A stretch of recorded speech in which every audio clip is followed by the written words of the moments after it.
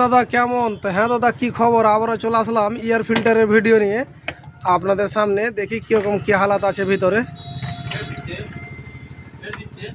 এই ধরনের রাখবেন না কেউ, মোটামুটি 15 দিন 10 দিন পর পর কিন্তু সাফ করার চেষ্টা করবেন অবশ্যই।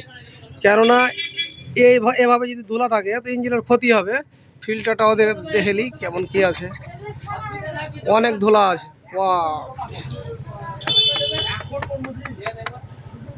অনেক ধুলা আছে। আর ভিতরটা দেখাবার চেষ্টা করছি। এই ধরনের ধুলা থাকলে ইঞ্জিন লাস্টিং কম হবে।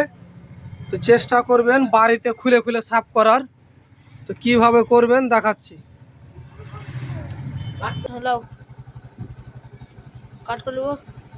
কিছু করতে হবে না,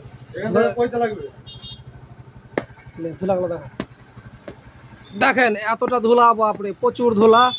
এভাবে কেউ গাড়ি চালাবেন না, অবশ্যই চেষ্টা করবেন ঝাড়ার, তো গাড়ির পুরো ক্ষতি হবে। একটু অফ কর। তো দেখতেই পাচ্ছেন হাতের ওপরগুলোতে একদম পুরো ধুলা ধুলা হয়ে গেল।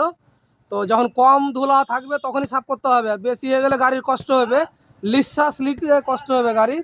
তা আশা করি এই মালটা ব্যবহার করতে গেলে কিছুদিন পর পর খুলে খুলে পেট্রোল দিয়ে ওয়াশ করতে হবে। ওটাকে আশা করি যদি আপনার কাছে ম্যাশিং না যদি থাকে তো অবশ্যই এভাবে হাত দিয়ে করবেন, কেননা গাড়ির যেন কোনো ক্ষতি না হোক। চেষ্টা করবেন নিজে নিজেই, যদি কোথাও যদি মিস্ত্রি না পাও কিংবা হাওয়া করার যদি কারোর কাছে ম্যাশিং না থাকে তো হাত দিয়ে করে নেবেন, এভাবে সব থেকে ভালো হবে।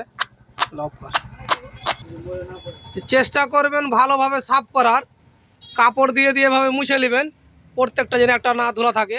আর ভিতরটাকেও মুছে নেবেন, তারপরে গাড়ি আপনাদের সুস্থ থাকবে আর মাইলেজটাও ভালো পাবা। এ ধরনের নোংরা থাকলে কিন্তু ভালো হবে না। আশা করি ভালো থাকো, সুস্থ থাকো, খোদা হাফিজ।